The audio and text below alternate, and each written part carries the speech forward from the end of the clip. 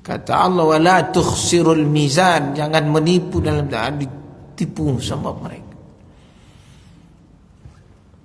Jadi yu'tamanul kha'in ini, kenapa pudarnya nilai-nilai dalam agama ini, apalagi mengukur hak dan yang batil. Ternyata yang batil ini mereka merasa kebatilan itu mulia, keren.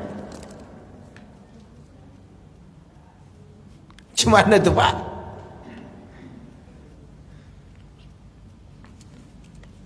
Mereka menganggap legal, berpikir ya ini enak gitu, menguntungkan.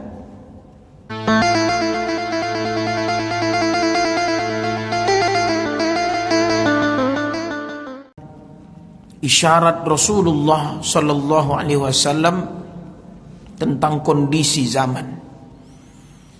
Saya coba baca, saya coba analisa, dan saya coba hadirkan di maghrib menjelang isya ini, karena ini coretan-coretan ini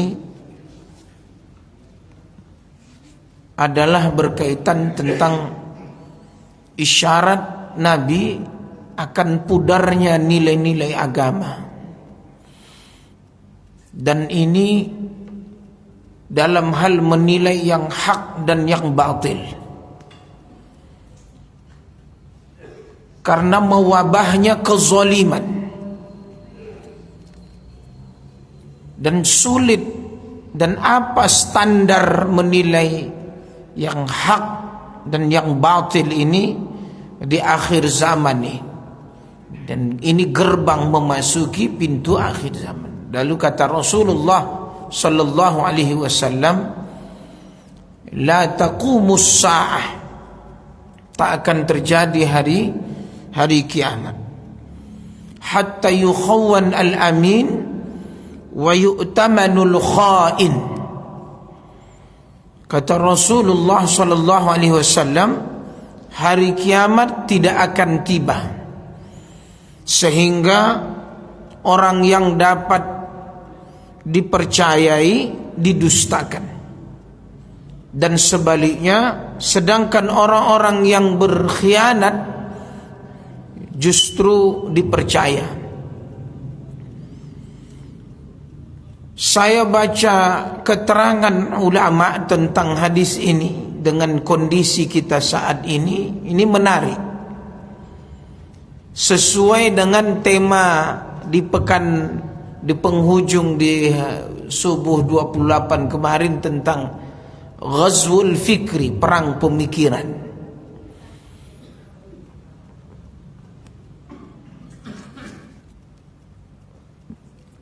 Mereka menganggap, siapa mereka ini?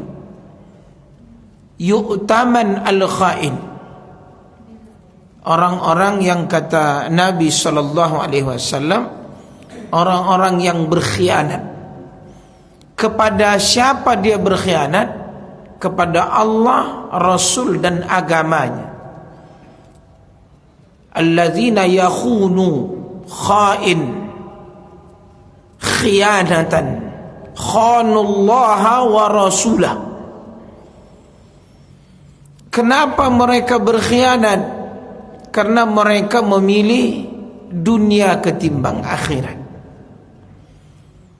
Apa yang mereka khianati adalah ahdullah, mitsaqullah, janji-janji Allah.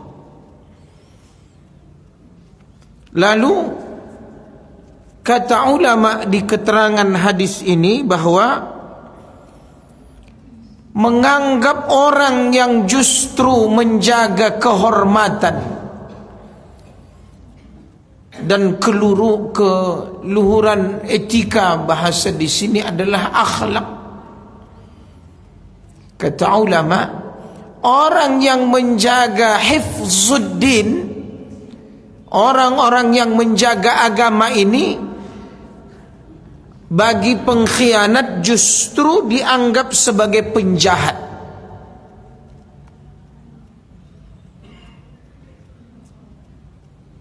Coba perhatikan.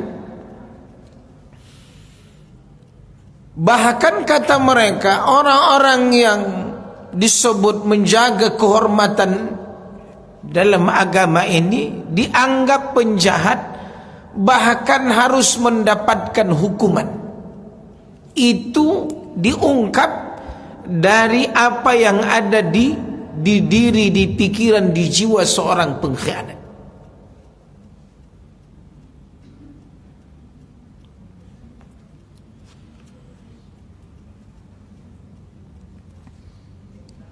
Kita lanjutkan.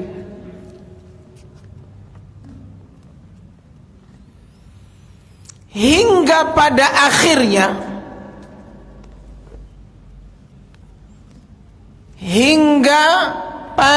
akhirnya bagi orang-orang yang melakukan islah tadi, yang mempunyai keinginan untuk memperbaiki, islah, muslih tadi, justru kata ulama dianggap sebagai perusak. Ini poin yang kedua. Di mata para pengkhianat, orang-orang yang memperbaiki kondisi terutama ya keadaan umat ini dianggap perusak yang segera ingin dienyahkan, artinya dihabisi di tengah-tengah masyarakat. Kenapa? Kata ulama, saya baca, justru mereka ini bagi pengkhianat ini penghalang. Dengan segala cara. Dengan segala cara. Ada saya baca kisah kehidupan para dai di Mesir itu. Awalnya diberi rayuan, ya kasih THR lah, kasih jabatan, tidak mau juga. Ya, diingatkan, tidak mau juga, ya dipenjara, dan di penjara itu dia dibunuh, dihabisi. Kenapa? Bagi para pengkhianat ini menghalangi jalan mulus mereka. Menariknya dalam kitab ini dituliskan ada beberapa nabi yang diambil contoh. Contoh siapa? Kisah Nabi Musa. Terjadi pada pribadi Nabi Musa.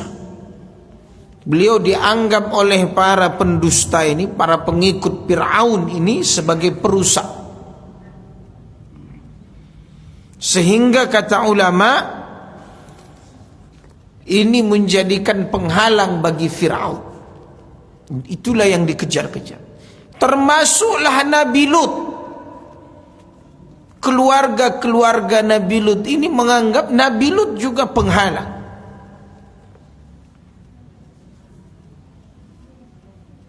Sampai kata ulama, seolah mereka lah penjaga kemuliaan dan kesucian, padahal mereka kotor. Kaum Nabi Lut. Kata Allah, ta'tunal fahishata ma sabaqakum biha min ahadin minal alamin. Ata'tunar rijala syahwatan min dunin nisa. Bayangkan mereka melakukan yang belum pernah dilakukan oleh kaum sebelum, dan mereka mendatangi sejenis. Ata'tunar rijal, laki-laki mendatangi laki-laki. Tapi mereka menganggap itu mulia dan suci. Gimana? Gila itu.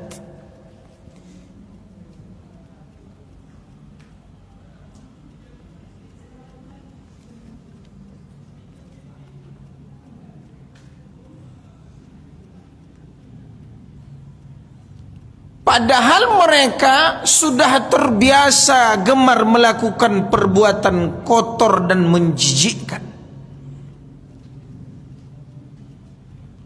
Dibalik sama mereka.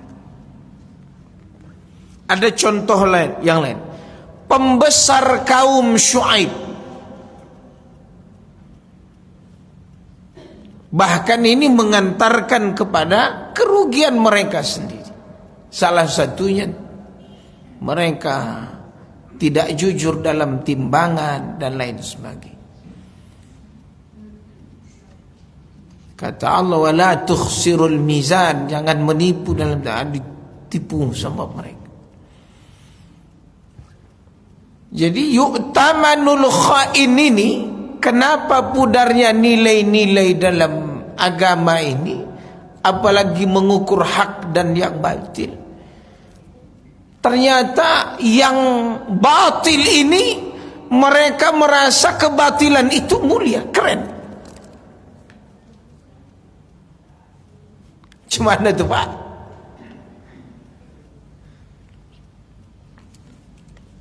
Mereka menganggap legal, berpikir ya ini enak gitu, menguntungkan. Kenapa sampai seperti itu? Ini kita bahas. Saya baca ini karena sesuai dengan kondisi zaman. Di sisi lain, menjadikan orang-orang yang tidak berperilaku seperti mereka dianggap sebagai penjahat dan berhak mendapatkan hukuman. Itu tadi.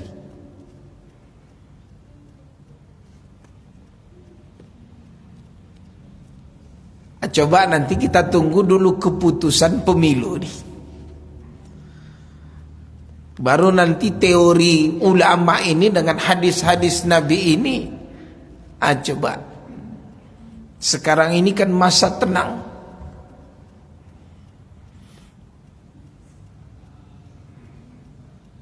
Hadis ini menjelaskan bahwa parameter masyarakat, takaran pudarnya nilai-nilai agama tadi, bahwa menyikapi isu dan permasalahan di sekeliling mereka ini sudah rancu. Makanya salah satunya yang pernah saya sampaikan, banyak ulama-ulama yang karismatik ini Allah angkat, diwafatkan.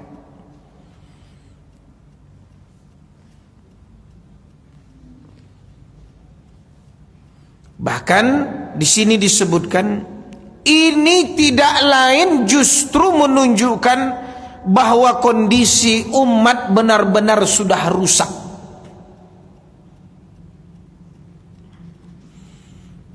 Bahkan kata beliau, Dr. Ahmad Mubayyad ini rusaknya termasuk tata kelola kehidupan serta kuatnya pengaruh para pengambil keputusan yang jahat di tengah-tengah masyarakat. Siapa tuh? Pemimpin. Saya ulangi, saya tidak mau mengarang. Di halaman 278 Ensiklopedia Akhir Zaman, kata mereka,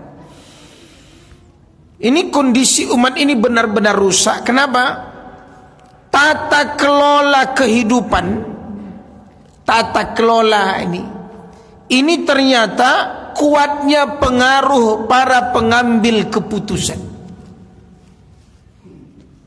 Makanya dulu saya di depan Pak Gubernur waktu itu, beliau hanya 2 bulan, Bang Edi, saya sampaikan bahwa kenapa kita harus berada di pucuk dan di tempat strategi pengambil keputusan, karena disitulah disuarakannya dakwah, dibuatnya sistem yang baik supaya umat Islam mereka ini setidaknya meminimalisir keputusan-keputusan yang merongrong tata kelola kehidupan umat Islam. Bahkan justru disitulah umat Islam belajar bagaimana mengelola tata kelola kehidupan yang kata ulama, as-siyasah itu tadbirul umur, politik itu yang mengatur urusan umat. Itulah diutusnya Nabi. supaya tidak rusak, agar umat ini menyembah Allah. Itu fungsi dan intinya. Sehingga ini tadi tema kita, takaran standar menilai hak batil itu memang dengan agama, bukan dengan hawa nafsu dan syahwat. Kalau hari ini, ya lihat, sampai saya berani bilang ini harus dilawan dengan apa kemarin? Jihad dan dakwah. Itu kesimpulan dalam buku itu. Dan itu dilakukan Nabi.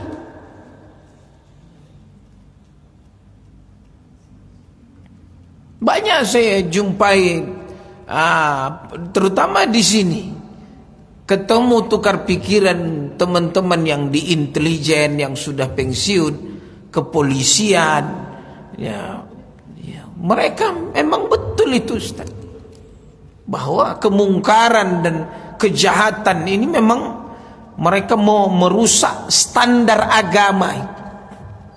Standar penilaian itu sudah tidak lagi agama, tapi sudah hawa nafsu, syahwat, tamak, rakus. Jadi saya ulangi ya, kuatnya pengaruh para pengambil keputusan yang jahat di tengah-tengah masyarakat. Salah satunya apa?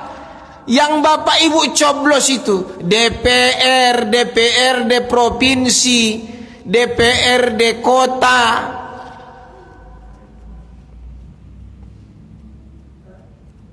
Tuh, para pengambil keputusan di tengah-tengah masyarakat.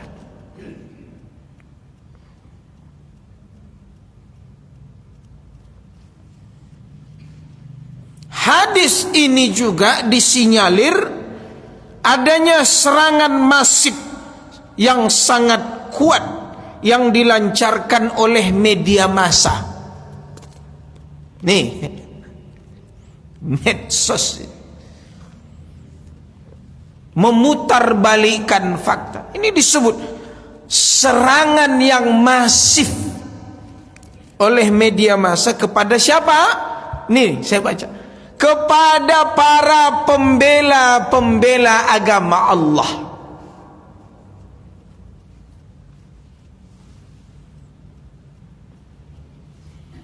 Coba Anda akan terheran-heran sekelas ustadz-ustadz kondang yang dulu kita dengar ceramahnya, sekarang berbalik 99,99,99 derajat persen. Iya kan? 120 derajat. Itu kenapa? Kenapa? Coba. Serangan yang masif. Memang dicari, Pak. Misalkan yang jadi target, misalkan si A, itu ujung rambut, ujung kakinya dicari, dibuka filenya, itu film, itu difilmkan. Spionase, spy, dikasih di mobilnya apa namanya, sadap, handphonenya, isi handphonenya, percakapannya, transaksi ATM-nya, dana-dana keumatan, dana ini, dana itu, diuji dia, disadap, dikirim orang untuk dia. Itu bahasa bahwa media massa kepada para pembela agama Allah ini.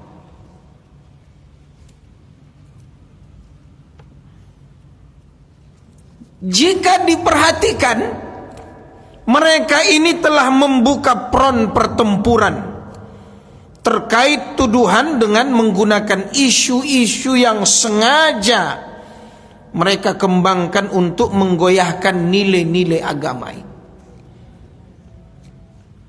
Jumpa saya anak murid ngambil jurusan apa sosial politik sospol ya. Apa yang berat bagi mereka hari ini ketika mengambil jurusan ini? Dia ingin mencari buku dan referensi, contoh, sampel orang di negara ini, sulit menemukannya. Kenapa? Karena antara teori yang dia pelajari dari dosen sama skripsi dia, bainas sama was sumur, kontra.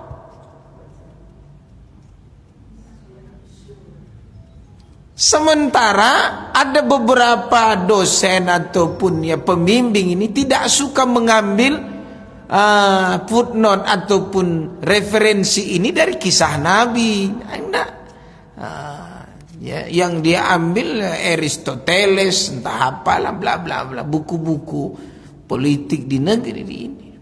Tapi banyak keputusan, banyak siklus bahkan kehidupan bermasyarakat ini yang sudah tidak ada standar tuh. Itu berat itu bagi para tulab, penuntut ilmu dan yang punya research. Gimana mau cari ini ya contohnya?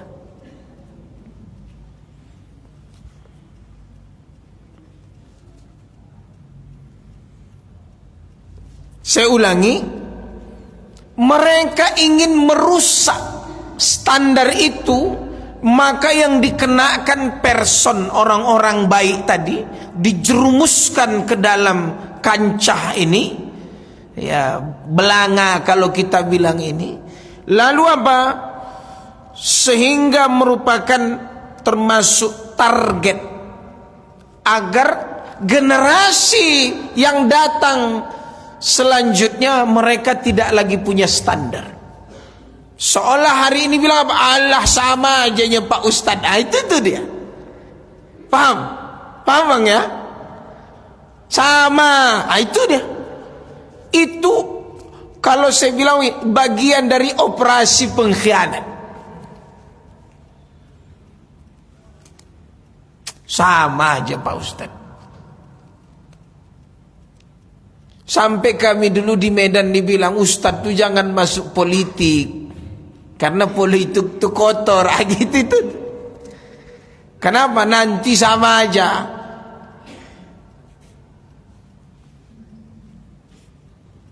Ngeri. Jadi memang tidak ada lagi melekat nilai agama itu, tidak ada. Dia rusak.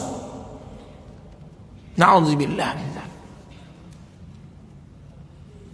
Di sisi lain, kata ulama dalam kitab ini, mereka memutarbalikkan fakta sampai pada batas membungkus kebohongan agar tidak kelihatan bohongnya, ataupun menghadirkan wajah pengkhianat agar tidak kelihatan pengkhianatannya.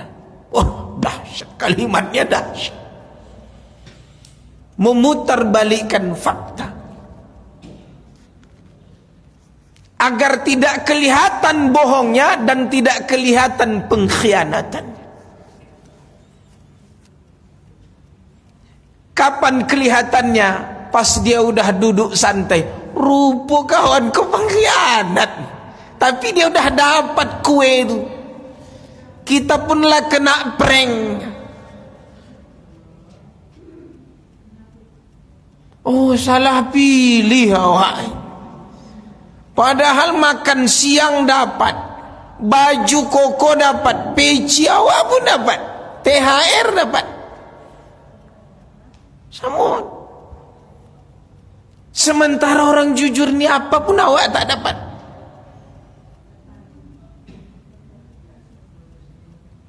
Itu dari sisi harta, kedudukan, halal semua.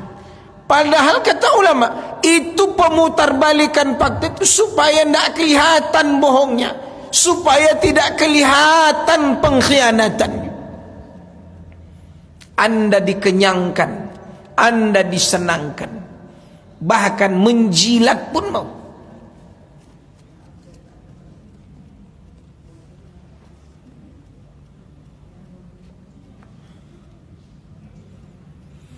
Apa kata Ahmad Mubayyad dalam kitab?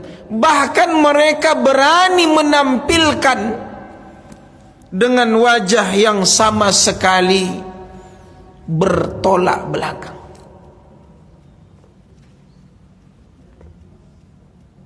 Berani menampilkan wajah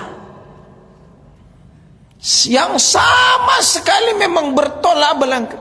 Padahal kata Allah, wa huwa aladdul khisam wa idza tawalla sa'a fil ardi liyufsidu fiha wa yuhlikal harsa wan nas. Wallahu la yuhibbul fasad. Al mufsidun, perusak. Tapi tampilan wajahnya sebenarnya orang-orang mereka ini orang-orang yang bertolak belakang dengan apa? Dengan agamanya. Tapi wajah ini dahsyat. Apa kata umat? Saya Ustadz sama sekali tidak yakin awalnya saya dia ini penipu. Itu dia. Wajahnya baik. Itu dia. Na'udzubillah.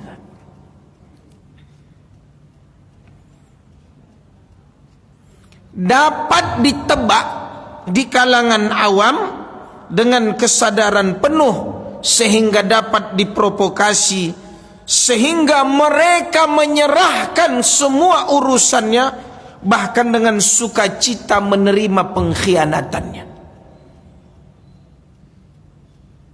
menolongnya, bahkan habis-habisan membantunya.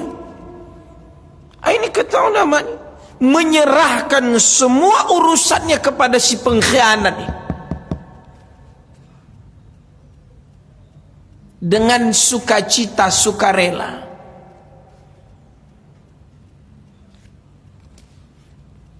Kepada para pembesar penjahat tersebut.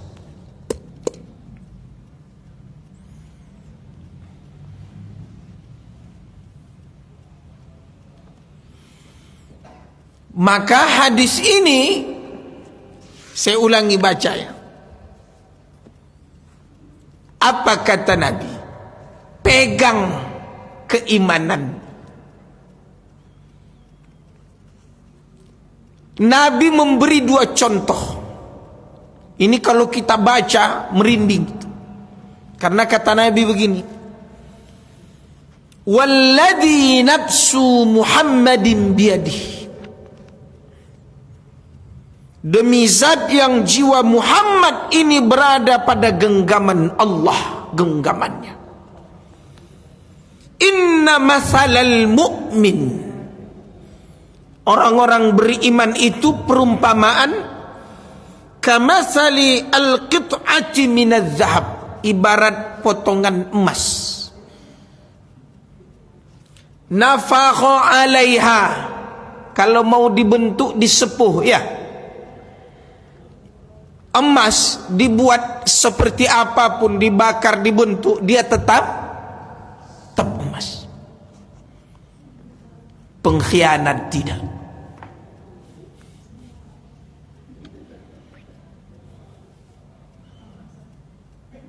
Coba, inna masalal mu'min, yang memegang teguh kalimat tauhid, yang syahadahnya, sumpah janji ikrarnya,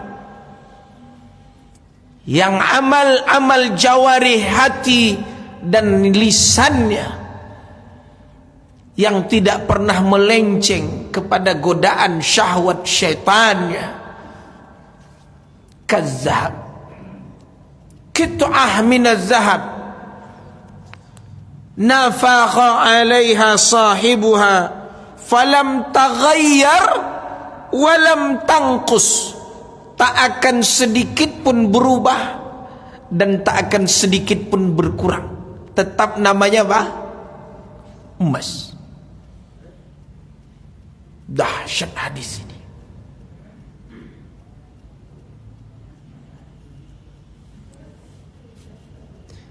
Tapi jangan kau kasih sama pengkhianat emas itu. Nanti dibilang dia apa? Ah, besi ini, kata dia. Kenapa? Karena dia tidak punya standar. Dia tidak tahu itu. Kata semua orang beriman, ini emas. Dia bilang apa? Besi. Gelang apa nama istilah yang di chrome itu? Itu ya. Berapa satu, saya tanya mertua saya baru pulang umroh, dikasihlah gelang kayak berlian, kayak apa nama yang diambil dari kerang di bawah laut sana, mutiara, 2 realnya nih Nus, kata mertua. Kalau kau letak itu di dalam kaca, tak mungkin itu 2 real. 2 real itu sama dengan 10.000. Tapi berapa? 5 juta pun laku. Itu bagi pengkhianat. Tapi kalau bagi orang beriman, ketika dibilang 2 real berarti bukan emas. Tapi bagi pengkhianat 5 juta ini laku. Dia bisa memutar balikkan ini. Paham maksudnya? Ini contoh dari Nabi ini, bukan dari kita ini. Kakit'ah, potongan emas, zahab. Nafak, ini maksudnya kalau disebut nafakho ini disepuh oleh sahibuha.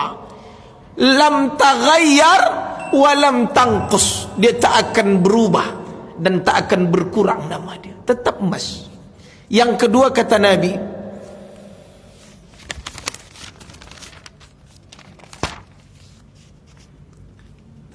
inna masalal mu'min kamasalin nahlah. Surah An-Nahl. Surah apa itu? Apa artinya? Lebah. Beri nasihat ke anak kita ke depan. Beri nasihat ke pejabat-pejabat. Jadilah kau emas. Yang kedua jadilah apa? Lebah. Dia tidak akan makan kecuali yang, kata Nabi, akalat tayyiban. Pasti dia makan yang baik. Pengkhianat enggak. Pengkhianat tidak. Wa wada'at tayyiban. Maaf, kotoran lebah pun itu dia, Bu. Kalau pengkhianat, jangan kau tanya kotorannya. Wa waqa'at falam tuksir walam tubsid. Lebah ketika dia hinggap kepada dahan, dia tak akan mematahkan ranting dan tak merusak. Tapi kalau pengkhianat, kalau ada satu masuk ke kolam, hancur semua kolam tu. Masuk ke agama, dia rusak agama. Masuk ke rumah, ke organisasi, rusak organisasi. Tandai dia. Hati-hati. Tapi kalau lebah tidak. Kalau emas tidak. Ditempel dimanapun dia tak pudar. Lebah dia akan menyehatkan dan bermanfaat. Karena dia memakan yang baik. Hinggap di tempat yang baik. Dan hasilnya pun baik. Jazakumullah khair. Assalamualaikum warahmatullahi wabarakatuh.